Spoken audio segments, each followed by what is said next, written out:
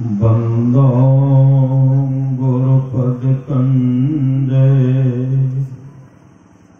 कृपा सिंधु नररूप हरि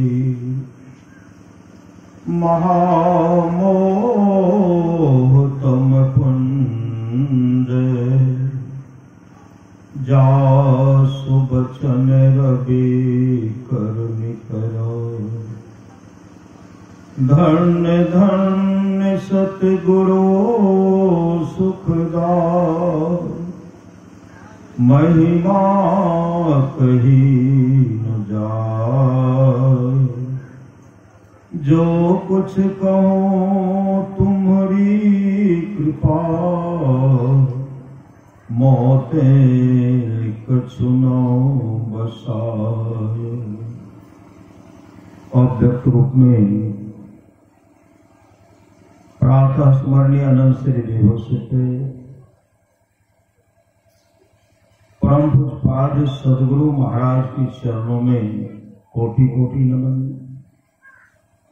विशिष्ट गुरुजन उपस्थित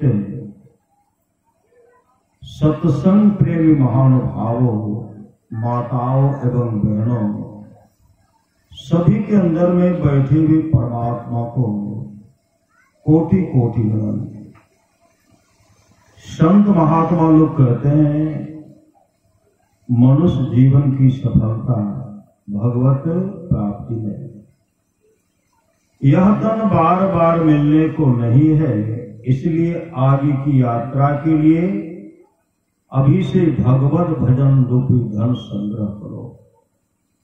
संत कबीर साहब ने कहने की कृपा की, बार बार नर दे नहीं यह वीर रे, चेत सके तो चेत कहत कबीर रे, कबीर सोई धन संचिए जो आगे का होए, माथ चढ़ाए गांठरी जातन देखा कोय, करिए नित सत्संग को बाधा सकल मिटा, यह अवसर फिर ना मिले दुर्लभ रतन पाए। अभी हम लोग रामचरितमानस सारस्वती के सप्तम सोपान उत्तरकांड से सुन रहे थे।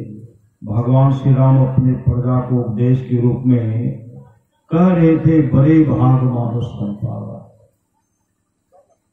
सुर दुर्लभ सब ग्रंथें गावा, साधन धाम मोक्ष कर द्वारा, पाई निधि पर लोक सवारा, सो परत्र दुख पावई, सिर धुनी धुनी पछताए, काले कर्मेश्वर ही मिथ्या दोष लगा। यह भी सुन रहे थे, साधन धाम मोक्ष कर द्वारा, साधन धाम मोक्ष कर द्वारा, पाई निधि पर लोक सवारा। यह भी सुन रहे थे, कर्णधार सदगुरु दृढ़ावा, दुर्लभ साज सुलभ करी पावा, जोड़ तरे भवसागर, नर समाज अस्पाय, सोकृत निंदक मंद मति, आत्म हने गति जाय। जाओ पर लोक यहाँ सुख चाहो, सुनिमम वचन हृदय दृढ़ गहो, सुलभ सुखद माधव्य भाई, भगति मोर पुराण श्रुति गाई, भगति सुतंत्र सकल सुख खानी, बिनु सत्संग न पावनी प्राणी। जीवन में सत्संग चाहिए। परमानंद महाराज की अमृत वाणी है स्त्रियों के लिए। स्त्रियों के लिए मोक्ष के हेतु, जो स्त्रियां मोक्ष चाहती हैं, स्त्रियों के लिए मोक्ष के हेतु उनके घर में सास ससुर, माता पिता, पति जो है ईश्वर के तुल्य है।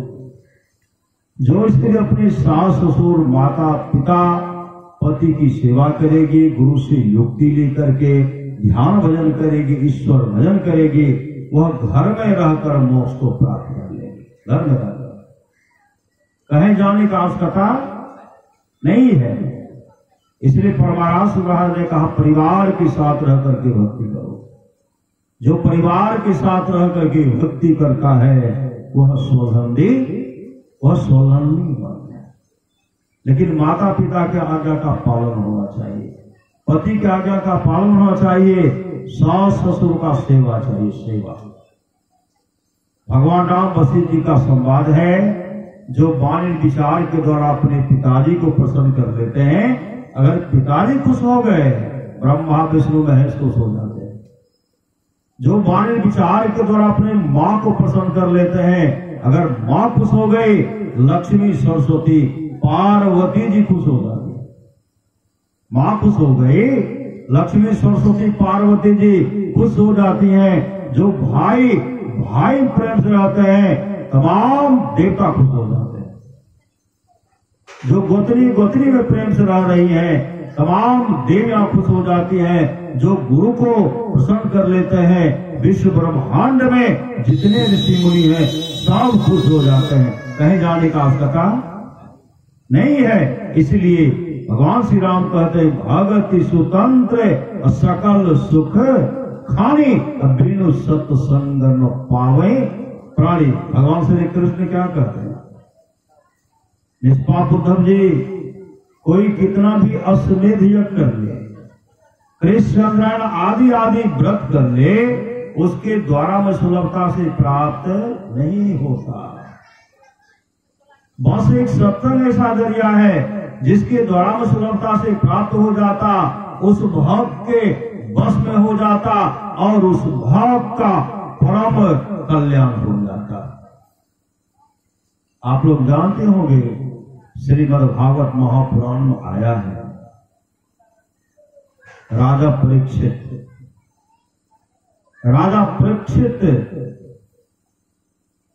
पर जब कलयुग सवार हो गया, कलयुग क्या करवाए, धर्मात्मा राजा को जो नहीं करना चाहिए वो करवा दिया। और बहुत धर्मात्मा राजा, कलयुग बहुत राजा जो है परीक्षित, बहुत धर्मात्मा राजा, वह अन्याय को बर्दाश्त नहीं करते और देख देख विकराल रूप है, गाय को पिटाई कर रहे, बैल को पीट उनका पौवे काट दिए, तरह तरह का कष्ट देते हुए आ रहे, तरह तरह का सबको कष्ट दे रहे हैं। एक बैल को बेरहमी से पीट रहे थे और उसी समय राजा परीक्षित उनके सामने खड़े हो गए और कहते, कौन हो तुम? मेरे राज में किसी को किसी तरह का कष्ट नहीं दिया जाता और तुम बैल को कष्ट देते हो, गाय को कष्ट देते हो, मानव को सताते हो, कौन हो तुम? पहले तो कलयुग अपना जो है, जो कुछ करने का था, चालाकी करने का था, कि कुछ बोलने का था, वे बोले, लेकिन उसी समय राजा परीक्षित धनुष बाण उठाते, कहते हैं, तुम्हारे जैसे पापी को इस धरती पर जीने का अधिकार नहीं। जैसे उठाए, कलयुग उनके सामने, क्योंकि वो धर्म के प्रति समर्पित थे, कलयुग उनके सामने थरथराने लगे, थरथर कर रहे, और समझ गए कि वो जो दंड देना चाहते हैं हमको दे सकते हैं। उसी समय हाथ जोड़ करके क्या कहते हैं, देखिए, आप जो भी दंड दें आप दे सकते हैं, मैं सब दंड आपका स्वीकार कर लूंगा, लेकिन मुझे रहने का स्थान दीजिएगा, रहने का स्थान जो सदा दीजिए वह सदा भुगत लेंगे, लेकिन आप यह बताइए कि मेरे लिए रहने का जगह कहां होगा, आप ही बताइए, वहीं चले जाएंगे। उस समय क्या कहते हैं, तुम्हारा जगह है जुआ में, तुम्हारा जगह है शराब में, तुम्हारा जगह है वेश्यालय में। उस समय गिड़गिड़ाते हुए कहते, सब तो अपवित्र है, जुआ भी अपवित्र है, शराब भी अपवित्र है, वेश्यालय भी अपवित्र है, कोई एक सुंदर जगह तो दीजिए। उसी समय राजा परीक्षित कहते, तुम्हारा मैं बास दिया धन में, मतलब सोना में, नीति से कमाया, धन में दिया, धन में, सोना में दिया, जाओ। और नीति से जो धर्म का अर्जन करते हैं, जाओ उसमें तुमको दे दिया। अब वो इधर उधर कहां जाते? श्री सदगुरु जरासंध का जो दिया हुआ मुकुट जो था उसी को पहन लिए। सोना का मुकुट था तो उसी में पहने हुए तो उसी में प्रवेश कर गए। वही पहन करके गए थे राजा परीक्षित,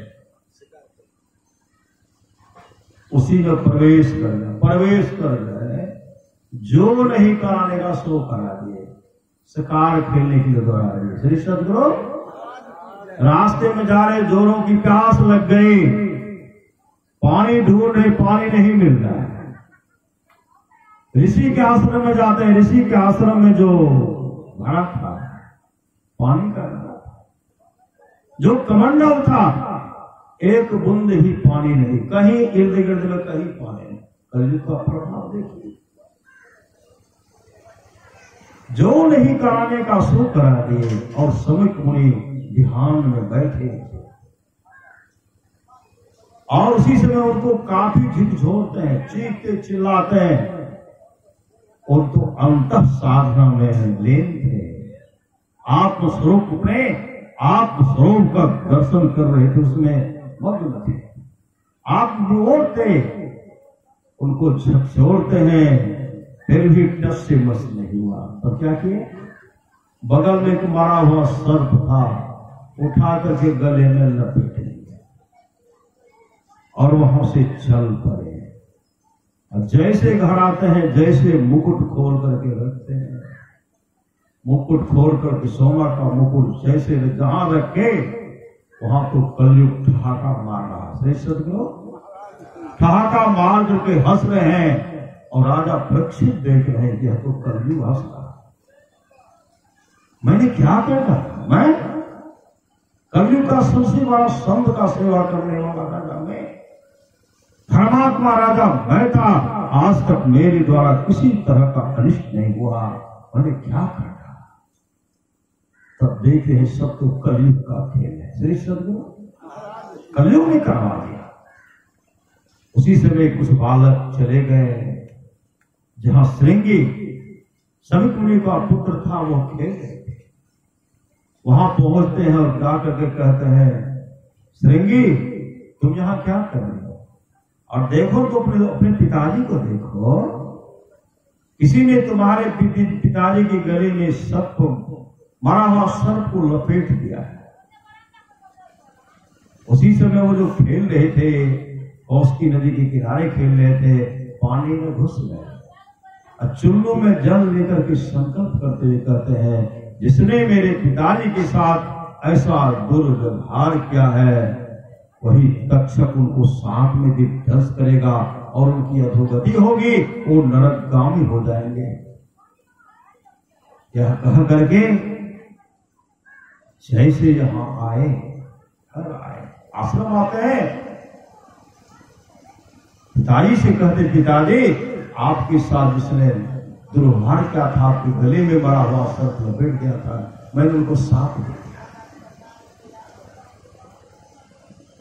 समिक मुनि सर्प को नीचे कर देते, रखते हैं बगल में, और उनको डांटते हुए कहते, तुमने अच्छा नहीं किया, तुम अच्छा नहीं किया जो इस तरह का राजा को तुमने साथ दिया। अरे कलयुग का धर्मात्मा राजा है, धर्मनिष्ठ राजा है, तुम अच्छा नहीं किया। पिताजी मैं तो साथ दे दिया, उसको तो लगे, कहा लगे, लेकिन तुम अच्छा नहीं कर, उनको डालते हैं। तब तो उधर से श्री सदगुरु तब तक उधर से राजा परीक्षित त्राही माम करते, और समिक मुनि वहां पहुंचते हुए कहते हैं, राजन मेरा पुत्र श्रृंगी ने आपको श्राप दे दिया, 7वें दिन आपको तक्षक दंश करेगा, आपकी मृत्यु होगी, आपकी अधोगति होगी, बचने का कोई प्रयास उपाय कर लीजिए। इतने घबराए राजा परीक्षित, इतने घबराए, घबराते हुए कहां चले गए?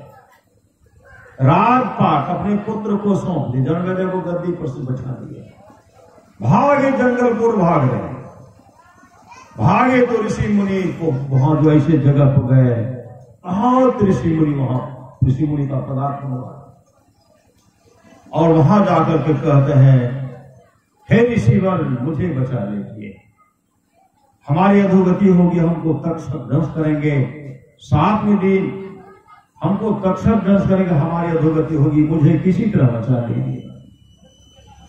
सबने एक स्वर से कहा, देखिए आपको वही बचा सकता है। कौन? आपको सुखदेव मुनि बचा सकते हैं, हम लोगों से नहीं होगा, हम लोगों से नहीं होगा। जो पहुंचे हुए ऋषि मुनि थे वो भी हाथ जोड़कर हमसे नहीं होगा। और उसी समय ऋषियों की सभा थी, बड़े बड़े ऋषि मुनि का पदार्पण था, गिरगिरा रहे हैं। उसी समय सुखदेव मुनि उसमें प्रवेश करते हैं। जैसे प्रवेश के जो भी ऋषि मुनि थे, जो सतयुग 28वां बार जो सतयुग हो चुका है, बीत चुका है ना, 28वां बार सतयुग बीत चुका है, 28वां बार त्रेता युग बीत चुका है, 28वां बार द्वापर युग बीत चुका है, 27वां बार कलयुग बीत चुका है, 28वां बार कलयुग जिसका उम्र भी 5.5 वर्ष हो रहा। इतने युगों का ऋषि मुनि वहां उपस्थित थे। जैसे सुखदेव मुनि पहुंचते हैं, सब खड़े हो गए, हाथ जोड़ लिए, हाथ जोड़ करके इनके सामने हाथ जोड़ करके खड़े हो गए। और राजा परीक्षित से कहते हैं, आपको यही मुक्त कर सकते, आपको यही, इनके द्वारा आपका परम कल्याण होगा। वो आपको सत्संग होगा, श्री सद्गुरु श्रीमद् भागवत कथा प्रारंभ होगा, मतलब सत्संग होगा। जैसे हुआ कि सत्संग होगा, भगवान इंद्र को पता चल गया। भगवान इंद्र के मन में हुआ, ये तो सत्संग करके, हम लोग जो सत्संग करते हैं, कोई यज्ञ करते हैं, भगवान इंद्र को खलौनी मच जाती है, मेरा सिंहासन तो नहीं ले लेगा। श्री सद्गुरु उसको तो अपने सिंहासन का ही डर है, उनको सिंहासने का डर है, और कुछ नहीं, कुटिल तो है ये। उनको डर हो गया, कांपने लगे। हुआ कि सत्संग प्रारंभ होगा, अगर कोई सुखदेव मुनि सुन लेंगे, अगर मेरा ही सिंहासन मांग लेगा तो बड़ा समस्या है। तो क्या किए, अमृत का कलश, अमृत का घड़ा लेकर के आते हैं। कहाँ आते हैं? जहां सत्संग का व्यवस्था किया गया, अमृत का घड़ा लेकर के आते हैं, और अमृत का घड़ा हाथ में है, और सुखदेव मुनि से कहते हैं, हे महात्मन, आज जो सत्संग होगा, भागवत कथा होगा। सुखदेव मुनि के सामने कहते, आज जो भागवत कथा होगा, और सुखदेव मुनि से भी कहते, भागवत कथा होगा, सत्संग होगा, कि राजा परीक्षित का कल्याण के लिए वास्ते कहा, हाँ का ये काम कीजिए, उनको यह अमृत पिला दीजिए। श्री सद्गुरु उनको यह अमृत पिला दीजिए, अमृत पिलाकर के उनको अमर कर दीजिए, उसके बदले में यह भागवत कथा जो है हमको सुना दीजिए, हम देवताओं को सुना दीजिए। जैसे इस तरह कहते हैं, सुखदेव मुनि मुंह को फेर लेते और कहते हैं, सत्संग से बढ़कर, भागवत कथा से बढ़कर के कुछ अमृत भी नहीं है, कुछ भी नहीं है। जैसे मुंह फेर लेते हैं सुखदेव मुनि जैसे मुंह फेरे, राजा परीक्षित अपने सदगुरु के सामने हाथ जोड़ते हुए कहते हैं, हे गुरुदेव, हम अमर होना नहीं चाहते, हम अमर होना नहीं चाहते, हमको सत्संग सुना दीजिए, हम भागवत कथा सुनना चाहते हैं। इतना सुनने के बाद इंद्र, भगवान इंद्र लज्जित हो गए। श्री सद्गुरु लज्जित हो गए, तब भागवत कथा प्रारंभ हो गया। 7 दिन तक श्री भागवत पुराण का कथा हुआ, सत्संग हुआ, और सोमते सोमते राजा परीक्षित समाधि में चले गए। श्री सद्गुरु समाधि में गए तो क्या किए, अपने आत्मस्वरूप का दर्शन कर लिया। आत्मस्वरूप का जो दर्शन करते हैं, वहां गम काल की नाही, वहां काल का भी पहुंच नहीं है। जैसे अपने आत्मस्वरूप का दर्शन किए, और दर्शन करते एक दिव्य रूप धारण करके उससे एक दिव्य पुरुष निकलता है। श्री सद्गुरु दिव्य पुरुष को निकलता है, राजा परीक्षित का शरीर जो है आत्मा निकल गई, बचा है क्या? बचा है ठठ श्री सदगुरु। और उसी समय वैकुंठ लोक से विमान आया, भगवान विष्णु के पार्षद आए, भगवान विष्णु के रूप स्वरूप जैसे प्रकट हो गए। 1000 ऋषि मुनि है, 1000 ऋषि मुनि है, 1000 ऋषि मुनि, 88,000 की सभा श्री सदगुरु। उस विमान पर 1000 ऋषि आए, उस विमान वहां से आए, वैकुंठ लोक से 1000 ऋषि बैठ करके उनको जैसे बिठाए, दिव्य रूप धारण करते हुए, हरि कीर्तन करते हुए। जब उनको लेके जाने लगे, सब कहते हैं सत्संग तो हम भी सुने थे, लेकिन मेरे हम लोगों के लिए विमान नहीं आया, सिर्फ राजा परीक्षित के लिए। क्यों? सुखदेव मुनि ने कहा, जिस श्रद्धा प्रेम से सुखदेव मुनि ने कहा, जिस श्रद्धा प्रेम से राजा परीक्षित ने सत्संग का श्रवण किया है, उस श्रद्धा प्रेम से आप लोग नहीं सुने। अगर आप लोग सुनते तो आप लोगों के लिए विमान आता। जैसे विमान लेकर के ऊपर गए, तक्षक आए, डांस करते किनको? ठट्ठर को। उसी समय ठट्ठर धुआं की तरह, राख की तरह उड़ गया। सही सदगुरु। ऋषि मुनि मोक्ष नहीं चाहते, श्री सदगुरु। ऋषि मुनि को मोक्ष चाहिए, ऋषि मुनि को मोक्ष नहीं चाहिए। परमाराज सुबह ने कहा, सत्संग यज्ञ से बढ़कर के कुछ नहीं। सत्संग नित्य और ध्यान नित्य संलग्नता के साथ कीजिए, ये लोग परलोक मंगल में होगा।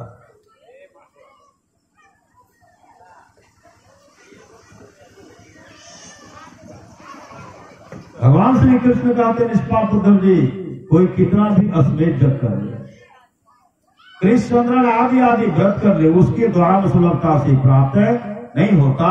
बस एक सत्संग ऐसा जरिया है जिसके द्वारा में सुलभता से प्राप्त हो जाता, उस भक्त के बस में हो जाता, उस भक्त का पूर्ण कल्याण हो जाता। राजा परीक्षित वैकुंठ धाम को चले गए। परमाराज सुभाष ने कहा, सब कोई एक साथ कैसे मरोगे? कोई आगे मरोगे, कोई पीछे मरोगे, मेरे संग रहने वाले को अधोगति नहीं होती। मैं मोक्ष नहीं चाहता, मैं बार बार आऊंगा, तब तक आऊंगा जब तक अपने सारे शिष्यों को मोक्ष नहीं दिला दो। अंदेशा किस बात की? मतलब शब्द की डगर पर चढ़े हुए अधोगति नहीं होती। सच्ची घटना सहरसा की। एक जगह सत्संग हो रहा था, और सत्संग में जम मार का वर्णन होता। जम बहुत पिटते हैं। जम जालिम जति फटकारे, लेखा देख भूली है, रे हंसा एक दिन चली। जय इतना जम मार का वर्णन हो रहा था, जब इतना पिटाई करते हैं। गीता में स्वामी की वाणी है, ओ गंगा राम, तेरा सुगना पिंजरा पुराना हो गया, तुम बैठा है सब खामोश, तेरा साथी रवाना हो गया। मौत रूपी बिल्ली बैठी है तेरी ताक में, मोड़ तू पछताएगा, मिल जाएगा जब तू राख में। ओ मुसाफिर कर तैयारी, गाड़ी आने वाली है, तत्काल ही छुट जाएगी, सीटी बजाने वाली है। मौत रूपी डाक गाड़ी जिस समय आएगी, ये गीतानंद है, यहाँ की सारी संपत्ति यहीं रह जाएगी। गृह मन मुसाफिर निकलना पड़ेगा। कहेंगे हम नहीं जाएंगे, सिर्फ करो, लेकिन जाना पड़ेगा। रेमन मुसाफिर निकलना पड़ेगा, काया कोठी को खाली करना पड़ेगा। भाड़े के क्वार्टर को क्या तू संभाले? जिस दिन तुझे घर का मालिक निकाले, इसका किराया भी भरना पड़ेगा। कर्ज में नर्तन मिला, उसको तू बिसरा गया, सूद का जिक्र क्या, मूलधन भी हो गया। धर्म की डिग्री हुई, कालपुर की आएगी, जिंदगी धर्म तेरी नीलाम कर ली जाएगी, इसका किराया भी भरना पड़ेगा। काया कोठी को खाली करना पड़ेगा। आएगी नोटिस, जमानत तो होगी, बल्ले गढ़ कुछ अमानत तो होगी, हो करके कैद तुमको चलना पड़ेगा। काया कोठी को खाली करना पड़ेगा। मेरी मत मारो, जमराज का मारेगा। कैसे मारे?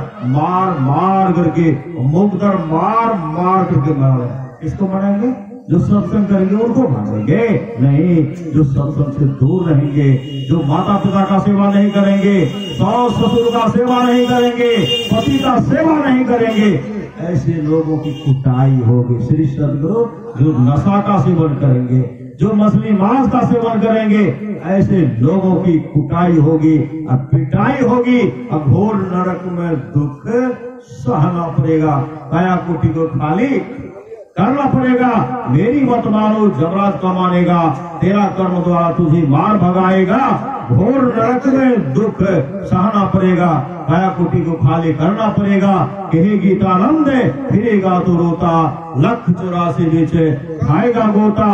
फिर जन्म और मरना पड़ेगा। काया कुटी को खाली करना पड़ेगा, जिसके लिए कहते आवागमन सम दुख बुझा है नहीं जग में कोई, इसके निवारण के लिए प्रभु भक्ति करनी चाहिए। तो मैं कह रहा था सहरसा की घटना, वह माता जी गई सत्संग में, और सत्संग में जम मार का वर्णन हो रहा था। जम बहुत पीड़ते थे। महात्मा जम मार का वर्णन कर रहे थे। सत्संग समाप्त हुआ, माता जी घर आई और संध्या कालीन स्तुति किए। श्री सदगुरु स्तुति करके ध्यान में बैठ करके रोने लगी, और रोते हुए क्या कहती है, हे हो गुरु महाराज। श्री सदगुरु जो श्रद्धा, हे हो गुरु महाराज, सत्संग में गेली करके जम बड़ा मारे छे, जम बड़ा पेटे छे, बड़ा जम लोक में कष्ट है छे। हमर बेड़ा पार केना हेते, हमर केना उद्धार हेते। बिलख बिलख करके जो रो रहे थे, गुरुदेव उनके सामने छड़ी लेकर के टहलते हुए आ गए। श्री सद्गुरु महाराज उससे कहते हैं, बूढ़ी माई क्यों रो रही हो, क्यों रो रही हो। वह मां रो करके कहने लगी, चरण में लिपट करके हे गुरु महाराज, सत्संग में कहे जम बड़ा मारे छे, हमर कल्याण केना हेते, हमर उद्धार केना हेते। पर महाराज महाराज का बूढ़ी माई मत रो, जब तुम्हारे जाने का समय होगा मैं आऊंगा, मैं तुमको अपने गुरु धाम में लेकर के चला जाऊंगा। इसके लिए रोना मत रो। कुछ दिन पहले उनका शरीर छूटा। शरीर सदगुरु जब शरीर छूटा तो गुरुदेव उनको लेके गए होंगे निश्चित। गुरु ही तो है, गुरु ही तो है, गुरु ही जीव के भी तो है। गुरु सब कोई नहीं दूजा, जो जीवों को उधारा है। गुरु की नित्य कर पूजा, जगत तिन शम नहीं दूजा। नहीं को आर नहीं सोझा, फकत गुरु ही आधारा है। सच्ची घटना आप लोग जानते होंगे। एक भैया रामपुर गांव है, पठिया भड़गावा पड़ता, रघुनाथपुर महाथवा मैदान का आसपास। वहां बराबर साप्ताहिक सत्संग चलते रहता। बराबर सत्संग होता है, लेकिन एक साप्ताहिक सत्संग चलता था। उस सत्संग में एक दुखन यादव गए सत्संग करने के लिए। एक बड़ा डायनेज था, उसमें काफी पानी। इधर से गए पुला पार करके, जबकि बस्ती इधर जो दुखन यादव का घर है, वो बीच में डायनेज है, नदी के रूप में डायनेज है। और उस पार में उस गांव में अलग सत्संग करने के जाते। तो क्या किए, पैदल चल करके दूर गए, दूर बहुत दूर पुला था, और पुला पार करके फिर उसी जगह आए, और तब गए सत्संग में। साप्ताहिक सत्संग किए, साप्ताहिक सत्संग करके जब वहां से आने लगे तो नदी की मतलब वह जो डायनेज के उस पार में उनका एक पोता के रिश्ता, दो घर में पोता के रिश्ता में एक युवक नदी पार करके उस पार चले गए।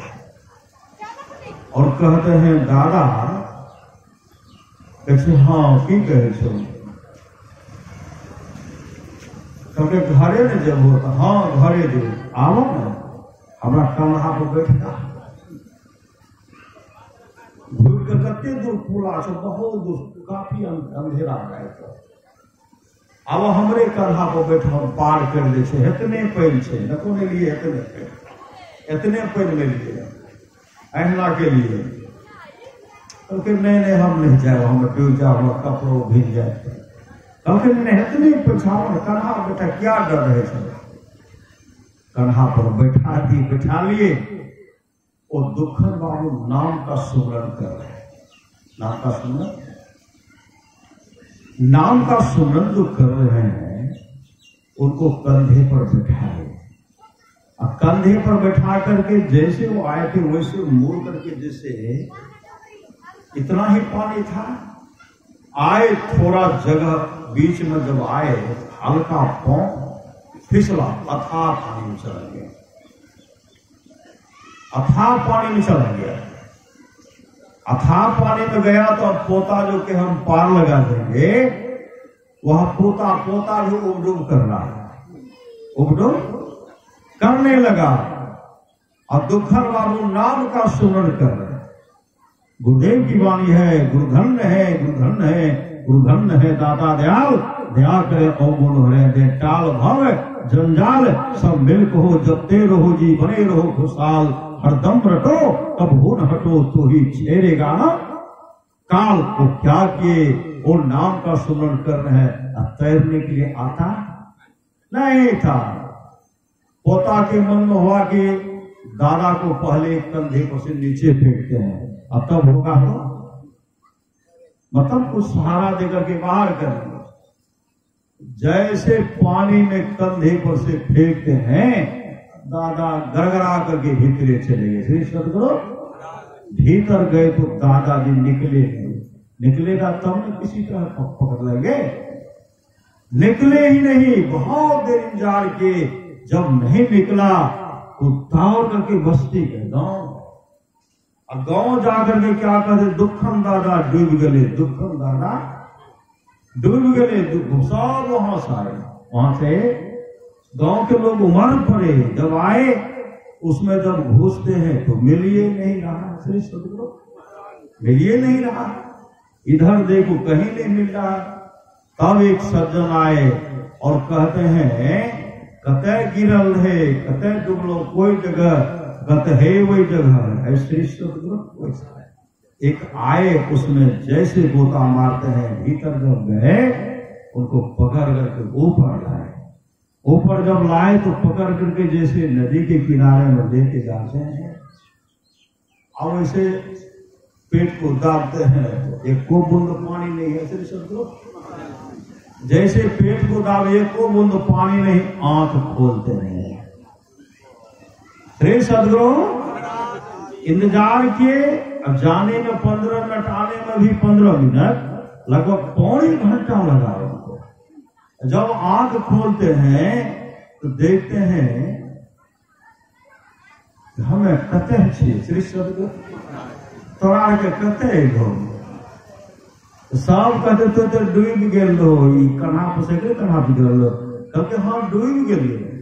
हमरा तक हमें एक कलहा पर नहीं चढ़िए, कह रहे चलो दादा हम पार कर देना हो, चलो दादा हो, हमरा हेले ले आबे, हमरा गिरल के भीतर गेलिए, भीतर में पानी नहीं पी लो, क्योंकि पानी कहाँ पे लिए, हमारा पानी मिले कहाँ। सही सदगुरु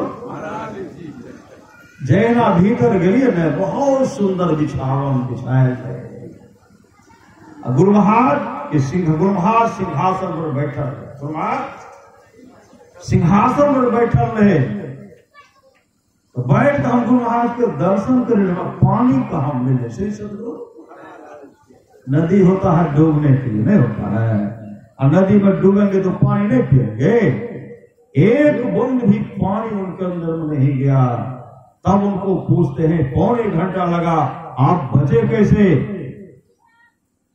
कहा जखनी पानी में लाकर जा रहे ना, आप जब उबडूब जो करे लाग रही, हमरा मुंह से निकल ले गुरु महाराज, हमारे बेटा पुतो कहते, बाल बच्चा कहते, सब कहते, पोता कहते, दादा सत्संग में सावरे डूब गए, अब हमारा का सत्संग कर दे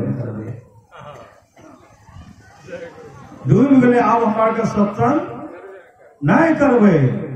और गांव के लोग यहाँ कहते सत्संग करके आवे डूब गए, सब लोग बहुत आदमी सत्संग करना छोड़ देते। हुजूर हाँ की बड़ा लोग सत्संग करना छोड़ देते। यहाँ हम प्रार्थना करे लिए हमरा बचाए लिए श्री सदगुरु बचाए लिए तो नीचा हम गए सुंदर बिछावन मुलायम गद्देदार बिछावन बिछायल रहे वहीं पर बैठ गए और गुरु महाराज के दर्शन करे श्री सदगुरु।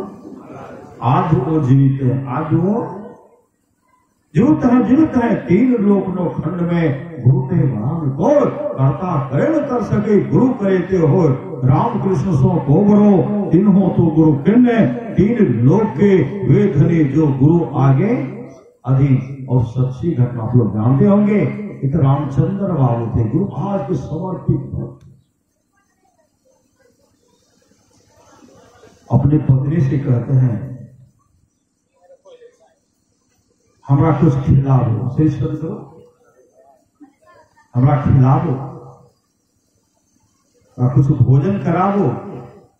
तो पत्नी कहने लगी भोजन बनावे छिए भोजन बनावे छिए। तो उनके मन में हुआ बगले में गंगा नदी था श्री सदगुरु अपने पत्नी से कहते हम तब तक में गंगा स्नान करके चले आओ। बगले में जैसे इस्माइल बेटा नहीं है इस्माइलपुर के पहुंच जाते बराबर गंगा किनारे सत्संग करते हैं बगले में गंगा श्री सदगुरु। जब कहते हो आप लोग बहुत भाग्यशाली हैं जो गंगा के किनारे जन्म लिए ओके बाबा सब पहला आवे से तब पता चले श्री सदगुरु घर में घुस जाए हेते के डूब जाए छोड़ का भागे कर श्री सदगुरु हम बोलने बंद कर दिए श्री सदगुरु। तो सही बात हम लोग के दूर हैं माँ गंगा तो पवित्र तो ये है।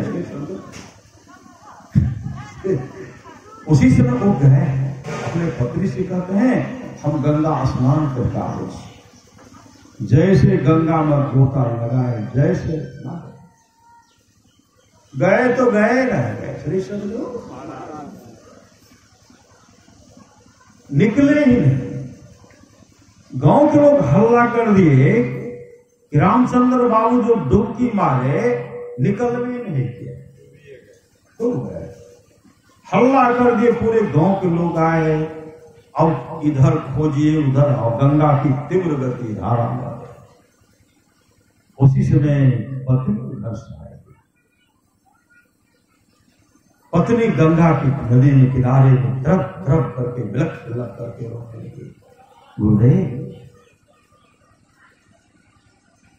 इतने बड़े सत्संगी कहेंगे गंगा में डूब कर भी मर गया। आपके रहते मेरा स्वामी मर गया।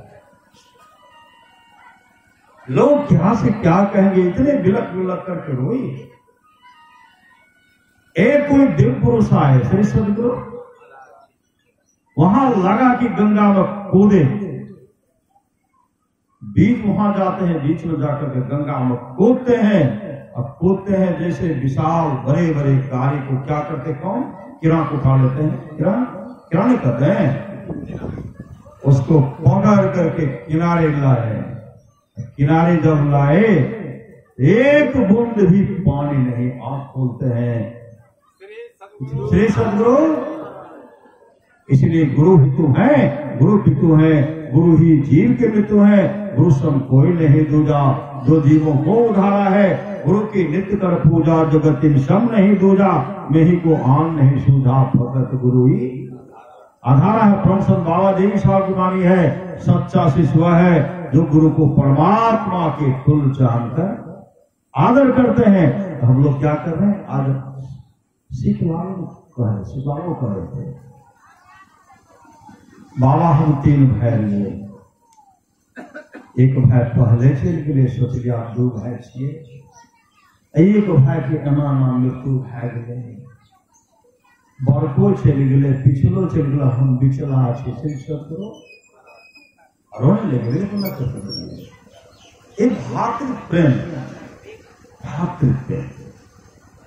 जो प्रेम रस शाखा नहीं अमृत पिया तो क्या हुआ उपकार ने सिर दिया नहीं जो दुख किया तो क्या हुआ देखी गुलिस्ता हो सीता मतलब में पाया शेख का सारी किताबों याद कर हाफिज हुआ तो क्या आप तरह प्रेम से संपिंडन क्रिया को उपरांत उन आत्मा को शांति मिले। सीता लोग कह रहे थे भाई हमारे तत्व रहता शांति मिले हुए सत्संग के आयोजन रखा गया। आप लोग जानते होंगे, श्रीमद् भागवत महापुराण की कथा है, गौकर और धुंधकारी का प्रसंग आप लोग सुने होंगे।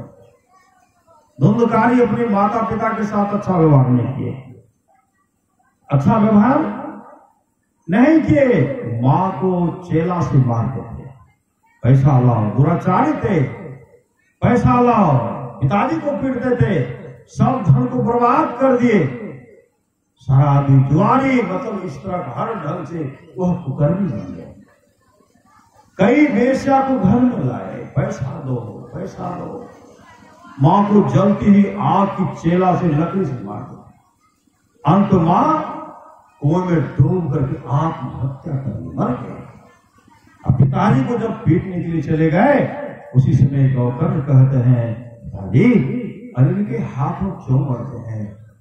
देख, महापुरुष की वाणी है, देख लिया दुनिया का सारा नजारा, ना हम किसी का ना कोई हमारा।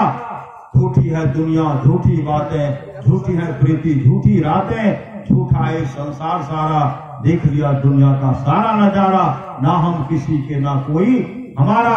2 दिन के साथी को साथी कहें क्या, 2 दिन के नाते को नाते कहें क्या, एक दिन तो जाना है जग से अकेला। पिताजी इस कुकर्मी के हाथों से मरना है, आप जंगल जाकर के साधना कीजिए, अपने जीवन को सफल सार्थक कर लीजिए।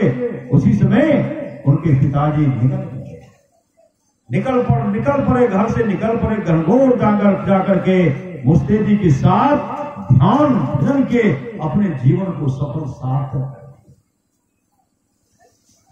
मां भी संसार से जल बची, पिताजी भाग गए, गौकर्ण को महात्मा ठहरे, कभी यहां कभी वहां। कई वेश्या को घर में लाए। अब इनका काम था डकैती करना, चोरी करना, डाका डालना। राजा के घर में डाका डाले, ढेर सारा धन, सोना चांदी, जो भी अपार धन लाए। सब वेश्या के बीच में रख देते हैं, कहते अब सुखमय जीवन व्यतीत करो, अब कमी होगा ही नहीं, अब कमी होगा तो फिर व्यवस्था करूंगा। और उन लोग को वेश्या को चाहिए धन, सब दिन विचार करते हैं, विचार करते कहते हैं एक इनका काम है यहां वहां डाका डालना, अब पकड़ेंगे तो इनके घर पाएंगे तो हम लोग भी पकड़ा जाएंगे। श्री सदगुरु एक काम करोगे, सब मिलकर के धन तो हाथ में लग गया है, इसका रात में हम लोग पूरा कुटाई करेंगे। श्री सदगुरु जैसे गहरी नींद में सोए सब मिलकर, कोई हाथ पांव को बांधे, कोई सीने पर बैठे हुए हैं, इतना कुहे, इतना कुटाई किए, कूट रहे, कूटते अब जो है अब टसमस नहीं कर रहा। श्री सदगुरु फिर भी मरिए नहीं रहा। श्री सदगुरु अंत में क्या कि मर्द ने किरासन तेल उत्पन्न दिए, किरासन तेल दे करके उनमें आग लगा दिए, फिर भी वह मरा नहीं, प्राण उपभोग कर रहा। आप विलंब करेंगे तो हम लोग पकड़ा जाएंगे। सब मिल करके गड्ढा खोदे, और गड्ढा खोद करके उसी में डाल दे, जिंदे था सब, मतलब श्वास चल गई, मिट्टी दे करके भागे, शरीर छोटा बन गए, प्रेत दीवाने मन भजन बिना दुख है, वही हुआ भजन के बिना जीवन में दुख नहीं था। दुख सुखमय काम किए नहीं, जीवन में दुखमय काम के, जो मरने के बाद उनको दुख हो रहा, बन गए प्रेत, कभी इन पर सवार, कभी उन पर सवार, कभी उन पर सवार। तांत्रिक को बुलाते थे, ओझा गुनी को बुलाते थे, कौन हो तो कहते हम धुंधकारी हैं, धुंधकारी हैं। और उनका श्राद्ध क्रिया जो किए, गौकर्ण कई बार गया में जाकर के पिंडदान किए, कई बार, लेकिन प्रेत योनि से मुक्ति नहीं मिली। फिर इन पर सवार, उन पर सवार। जैसे गोकर्ण आए, संध्या ध्यान कर रहे थे सामने, उसी समय भैंसा के रूप में शरीर में आग लगा, उसमें बचाओ बचाओ बचाओ आवाज है धुंधकारी का, चिल्ला रहे हैं बचाओ बचाओ बचाओ। इस तरह जो कर है श्री सदगुरु, इस तरह जो कह रहे हैं बचाओ बचाओ बचाओ, उनके आवाज को परख लिए। गौकर्ण कहते कौन हो? धुंधकारी हो? कहा भैया हम धुंधकारी। कहा तुम्हारी ये हालत? कहा भैया हम प्रेत बन गए। कहा तुम्हारे लिए गया मैं पिंडदान की बहुत काम के, अभी तक तुम प्रेते बने हो। कहा भैया इससे हमारा कल्याण नहीं होगा। तो कल्याण कैसे होगा तुम ही बताओ। कहा भैया इसके लिए मेरे लिए सत्संग करा दीजिए, भागवत कथा सुना दीजिए। पूरे गांव के लोग तो तबाह थे श्री सदगुरु, पूरे गांव के लोग तबाह थे। सबको जैसे गौकर्ण इस पाठ सुनाए, सब कहते कीजिए इन पर भी सवार होता है। भूत नहीं धराते हैं साथ भरना श्री सदगुरु, इस पर सवार होते हैं तब बाकी भागवत कथा होना चाहिए। अब भागवत कथा में सबको मदद करना पड़े। मदद क्या? सब आइए सुनिए। ऐसा व्यवस्था किया गया। जैसे भागवत कथा प्रारंभ हुआ उसी समय धुंधकारी प्रेत के रूप में प्रकट होता है। प्रेत होता है बड़ा चला श्री सदगुरु, एक 7 पौर का बांस का खंभा खुट्टा था जो सड़ा था। प्रेत होता चला, उसी समय सूक्ष्म रूप से उस क्षेत्र में प्रवेश कर गया। क्षेत्र में प्रवेश करने के बाद एक दिन सत्संग सुने, एक पौर फटा। दूसरा दिन दूसरा, तीसरा दिन सुने, तीसरा पौर फटा। चौथा दिन, 5वां दिन, 6ठा दिन, 7वें दिन तक 7वां पौर फट। जैसे फटता है एक दिव्य पुरुष भगवान विष्णु के रूप स्वरूप जैसा प्रकट हो गए और हाथ में शंख चक्र गदा पद्म। श्रीमद् भागवत महापुराण में जैसे वो प्रकट हो गए, प्रकट जैसे हुए उसी समय वैकुंठ लोक से विमान आता है। विमान पर बैठ बिठाए, उनको आदर से बिठाए। भगवान विष्णु के पार्षद है, 1000 ऋषि मुनि हैं। हरि कीर्तन करते हुए उनको लेकर के जब जाने लगे, सब कहते हैं, जो श्रोता सब बैठे रहते सब कहते सत्संग तो हम लोग भी सुन रहे थे, भागवत कथा तो हम लोग भी सुने, लेकिन सिर्फ विमान धुंधकारी के लिए क्यों आया? तो भगवान विष्णु के पार्षद कहते हैं जिस श्रद्धा प्रेम से धुंधकारी ने सत्संग का श्रवण किया, उस श्रद्धा प्रेम से आप लोग नहीं सुनते, नहीं बहुत देखते, वो इधर देखते कभी उधर देखते। और धुंधकारी जो देख रहे थे, तरने का कोई और व्यवस्था नहीं है। श्री सदगुरु जिस श्रद्धा प्रेम से धुंधकारी ने सुना, उस श्रद्धा प्रेम से आप लोग नहीं सुने। अगर आप लोग सुनते तो आप लोगों के लिए भी विमान आता। उसी समय उनको हरि कीर्तन करते हुए लेके चले गए, वैकुंठ लोक लेके चले गए। सत्संग समाप्त हो गया। श्री सदगुरु तब सब विचार किए। तब क्या करते हैं? तब सब विचार करते हैं, गौकर्ण से कहते हैं हम लोगों का कल्याण कैसे होगा। तब समय आने पर पुनः भागवत कथा का व्यवस्था किया गया। गांव के तमाम जो भी थे सब भागवत कथा जैसे प्रारंभ हुआ, सब आए, सब सुन रहे। और 7 दिन तक फिर भागवत कथा प्रारंभ हुआ।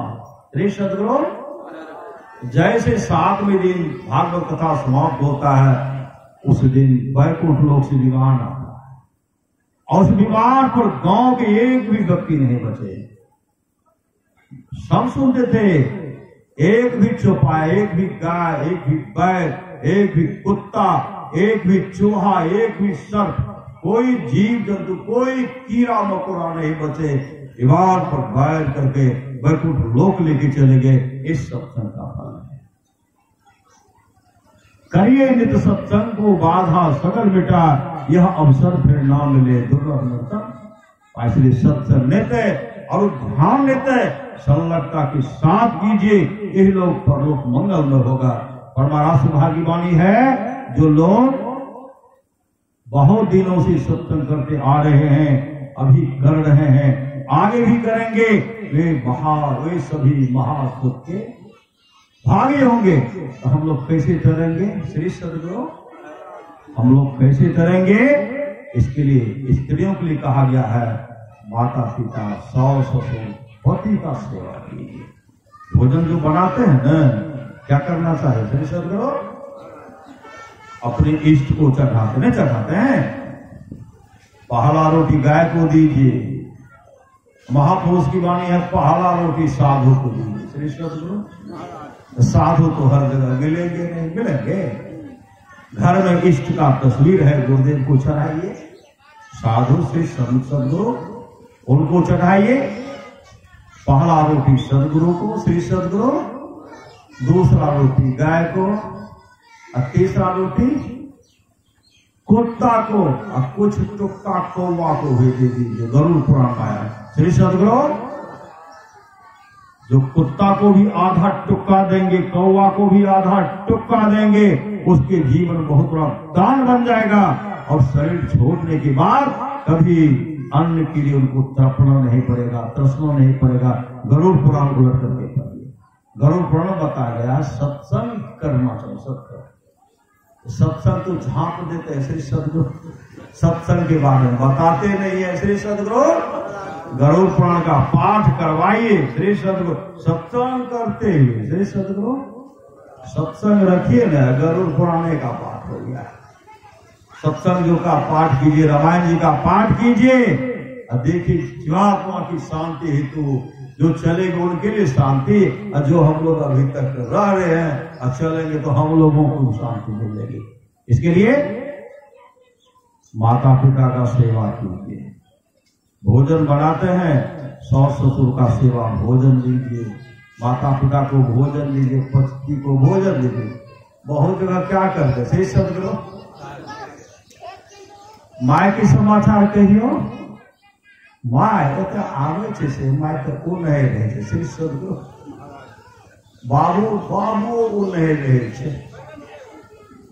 कैसा हमने गलती किया कि जो पिताजी मेरे पास नहीं आते, जो पिताजी परमात्मा के तुल्य है, जो माँ जो है परमात्मा के तुल्य है, ऐसा है कि मेरे पास नहीं आते हैं।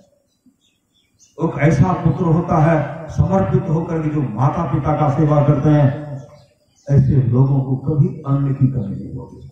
बहुत जगह देखने को मिलता है सब लोग दोस्त से घंटा गो, दोस्त मतलब अब वो मित्र रहता तब तो कहते कि दोस्त रहता तो नहीं, भाइयों बात कर देती हो, ससुर कर देती हो।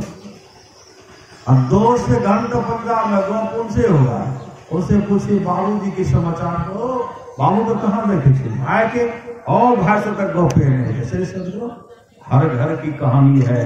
कलयुग घुस गया, जिस तरह घर में हो रहा है समझिए कलयुग घुस गया है, और कलयुग को उखाड़ करके फेंकने के लिए प्रातः काल उठ के रखना था। और माता पिता गुरु नाम, माता उठिए, माता पिता को प्रणाम कीजिए, सास ससुर को प्रणाम कीजिए, पति को प्रणाम कीजिए, बड़े भाई को प्रणाम कीजिए, बराबर झुकिए न, आशीर्वाद मिलेगा। श्री सद्गुरु शीतलालू निरख करके कह रहे थे, बड़का भाई तक पहले निकले, छोटको भाई से निकले, बिचला रही है। श्री सद्गुरु बस जब पत्थर पिघल जाते हैं उन्हें पिघलेंगे। इसलिए आपस में जहां सुमति कहां संपत्ति नाना, जहां कुमति कहां विपत्ति, इधर असत्य घटना एक जगह की बात है। सास उधर से आगे, यहाँ की बात नहीं है, नहीं कहिएगा यहाँ के लिए नहीं। श्री सद्गुरु हम जहां देखे वहां का सुधार है। सास उधर से आए, अब पता हो पहले छांट रहे थे क्या बड़ी, श्री सद्गुरु बेटी छांक रही है, माँ खा रही है, डामा आओ में जो छेट लाकर खाए रहे। ससुर का कौन सी खेली थे, ससुर तो चले गए पाए। श्री सद्गुरु सौस जलने छे, सौस का देखल कि पाक चढ़ा के भीतर गए, और पति का तो जुठे नहीं खेले। श्री सद्गुरु जैसे हम देखे सौस अंदर गई, आपको पति ला अंदर घुस गए, बड़ी करीब बड़ी लेकर फिर घुर गए, तो फिर गल दादी ऐसा नहीं। श्री सद्गुरु जरे जरे परमात्मा है, परमात्मा उन पर भरोसा कीजिए। मनुष्य की करो प्रार्थना, जिसने जीवन दिया, जिसने दी आत्मा। देखते हैं बैठ के जो लोग खाते हैं, और उसी दिन एक दिन उस माँ का ऐसे समाया, जो माँ अरबों का संपत्ति उनके पास है, इतना जब जमीन संग्रह करके रखे अपने पुत्र पताओं के लिए, अरबों का संपत्ति उनके पास है। एक बार वह मां एक छटकी को तो बहुत सेवा करती थी, बहुत सेवा। वो चले गए, नहीं है, अब पुत्र भी चला गया ससुर। अम्मा घर पर है, कुछ बना के दे दिए थे बना के, तो बराबर एक दिन वह मां निकले। एक पुत्र जो बड़ा पुत्र जो है वह दुकान करता था, एक दुकान। वह मां घर से निकले, ऐसे पेट पकड़े चाहे वे दुकान सुनाई के बाद बिस्कुट लाइक दैट। जब वो दुल्हन लेते न होगा पैसा हमार नाम कहियो दे पुत्र का नाम लेकर के हमारा नाम, इसको नाम नहीं बोलेगा, सुनिए इसको भेजेंगे यूट्यूब पर श्री सदगुरु, तो कहेंगे मेरे बारे में बोल रहे श्री सदगुरु। वहां गए ऐसे न हम से लाकर दाद में पैसा, एक सत्संगनी उनके पास है नो अहाँ के माय से न 10 टका वाला बिस्कुट मांगे छे। और जब ऐसे न वो दुल्हन ऐसे न तो दाद के दे दिया, वो क्या करते हैं गरम दल बैठा, गरम दल किसको कहता है पत्नी को श्री सदगुरु, इसलिए पत्नी नहीं धर्म पत्नी बनते चाहिए। धर्म पत्नी जो है पति का सेवा करती है। धर्म पत्नी अपने पति को जमराज से भी छीन लिए, काम सावित्री शांडिली आदि देके धर्म पत्नी बन करके, धर्म का पत्नी बन करके जमराज से अपने पति को छीन लिए, इसलिए धर्म पत्नी बनी। पत्नी नहीं, पत्नी का मतलब होता पतन कहा देना। हम मछली खेब तो खा, अंडा खेब ला श्री सदगुरु, नहीं ला के तो माथा धूल रहे, लड़ाई झगड़ा कर रहे हैं। उस घर में जो मां का सेवा नहीं के श्री सदगुरु कहते गरम दल बैठल है, गरम दल अपना पत्नी के कहते गरम दल बैठल है। वह बेचारे घूर के गए, देख लेते गरम दल, बेचारे घूर अपने यहाँ से 10 रुपया लाया और 10 रुपया दे करके एक डिब्बा बिस्कुट खरीद करके उनको दे दिए खाने के। श्री सदगुरु क्या बिस्कुट उसके पेटे है? याद तो है कि माता पिता को एक मतलब माता पिता को सताने वाले हैं। आज उस पुत्र का हाल देखिए श्री सदगुरु, तीनों पुत्र एक नंबर का मांसाहार। इनका जो है जो कभी गरम दल बैठा, पत्नी दूसर जगह श्री सदगुरु जमीन चुरा करके बेच के चले गए, वहां कति इलाज कर श्री सदगुरु। अब पति यहाँ झक मार रहे हैं, क्या कहते हैं ओ खाए ले वो पुतो खाए मांस वो खाए श्री सदगुरु। काश अगर वो अपने माँ को उस समय एक डिब्बा बिस्कुट दे देते, आज उसको दर दर की ठोकर खाना नहीं पड़ता, मोहताज है के बढ़िया से भोजन बनाया है, जबकि किसी चीज की कमी नहीं। इसलिए हर बात को भूलो भले, माँ बाप को मत भूलना, उपकार इनके नाकों है, इस बात को मत बोलना। कहते धर्म की 3 गति है, पहला है दान, इनको जमीन दे दीजिए श्री सदगुरु। कोई साधु महात्मा जमीन लेने के लिए नहीं आते, जो साधा है माता पिता का सेवा कीजिए, समय पर भोजन दीजिए, सास ससुर को भोजन दीजिए। लेकिन हाँ साधु महात्मा दान मांगते हैं, समय का दान मांगते हैं, जो समय दान आप लोग सत्संग में किए, यह दान सर्वोपरि दान है। जो समय दे करके आप सत्संग सुन रहे हैं, आपके जीवन को मंगलमय बना देगा। एक एक श्वास के लिए सिकंदर तरसते रह गए, आंसू बहाते रह गए, डॉक्टर किसी तरह मुझे बचा लो,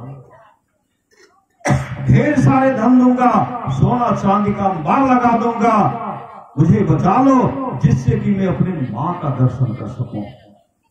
जिस समय ऋषि ने कहा था ऐ सिकंदर, विश्व विजय की लाशा लेकर के चले हुए हो, अपनी मां का भी दर्शन नहीं कर सकोगे। उस समय सिकंदर के सामने मां दिखलाई पड़ रही थी। डॉक्टर ने कहा हे विजेता, आप दुनिया की तमाम दौलत मेरे हवाले कर दीजिए, लेकिन आपके श्वास में एक भी श्वास जोड़ने को किसी को ताकत नहीं है। उसी समय सिकंदर बिलखते हुए रोते हुए कहते हैं, काश अगर हम जानते कि दुनिया की तमाम धन दौलत देने के बाद भी मेरा अपना प्यारा सा श्वास वापस नहीं दे सकता, मैं अपने अमूल श्वास को बर्बाद नहीं करता।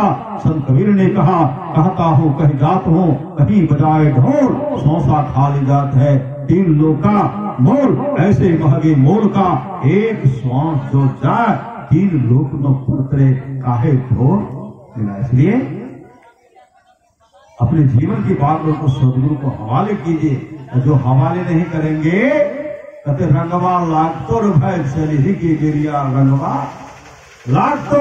संत कबीर ने कहा, पछतेवे रे बेईमान, गुरु के विचारी पछतेवे, अरे जल हीरा मोती संपत्ति बहुत, सब धन थामे रहतो, ऐ तो जम दो काम नहीं दे तो तोरा माई बाप भाई, पुतली उलटी जे तो बेहतर देवे बाय, आगो आगो कहरिया भैया ढोलिया लेने जाए, पाछू से रम जम रैया डंडा देने जाए। कहत कबीर सुनो हो साधु भाई, अब सर ही तल जाए छो कर ले उपाय कर लीजिए, सत्संग नित और ध्यान नित कीजिए, अपने जीवन की बातों को सदगुरु के हवाले कीजिए, स्तुति प्रार्थना कीजिए, आपस में मेल से रहिए, पति माता पिता पति का सेवा कीजिए। और पुंडलिक ने पिता का सेवा करते हुए माता का सेवा करते हुए वैकुंठ लोक को चले गए।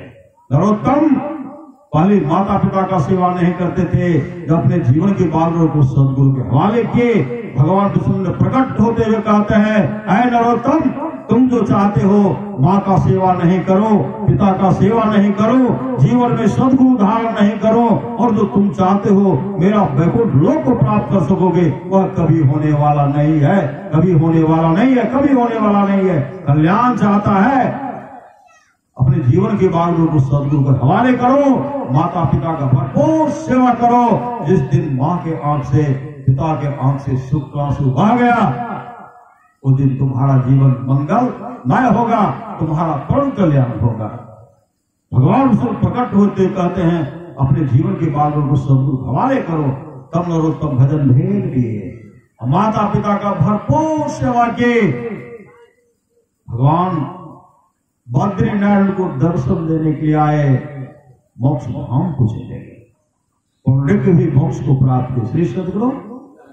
इसलिए माँ बाप से बढ़कर जग में दूजा नहीं खजाना, जिसने जन्म दिया रे उसका दिल कभी ना दुखाना। इसलिए भगवान श्री राम कहते, भगति स्वतंत्र सकल सुख खानी, बिनु सत्संग न पावे प्राणी, और वो एक गुप्त बताओ सभय कहो कर जोर, शंकर भजन बिना नर भक्ति न पावे। मोर राजा कवास के किस पीढ़ी तक का राजा गर्भ में पड़ा हुआ था, कोई अपने जीवन के बालों को सदगुरु के हवाले नहीं किए थे। जब जमदूत पीटते थे ना, चीखते थे, चिल्लाते थे, बचाओ बचाओ, देवर्षि नारद वहां देखते हैं काफी पिटाई हो रही है। उसी समय जबराज कहते हैं, अगर इनके वंशज के लोग सदगुरु भजन भेद लेकर के सत्संग करा लेंगे, इनका परम कल्याण हो जाएगा। जब राजा कवास भजन भेद लिए और सत्संग कराए, जैसे सत्संग समापन को जा रहा था, उसी समय 2100 पीढ़ी तक के राजा के लिए वैकुंठ लोक से विमान आया। विमान पर बैठा तो उनको वैकुंठ लोक ले चले, इस सत्संग का फल। इसलिए जिन दिवंगत आत्मा के हेतु यह सत्संग हो रहा है, सदगुरु महाराज की प्रार्थना है, सदगुरु उस आत्मा को आप शांति प्रदान करेंगे, शांति प्रदान करेंगे, शांति प्रदान करेंगे। बोले प्रेम से श्री सदगुरु महाराज की जय।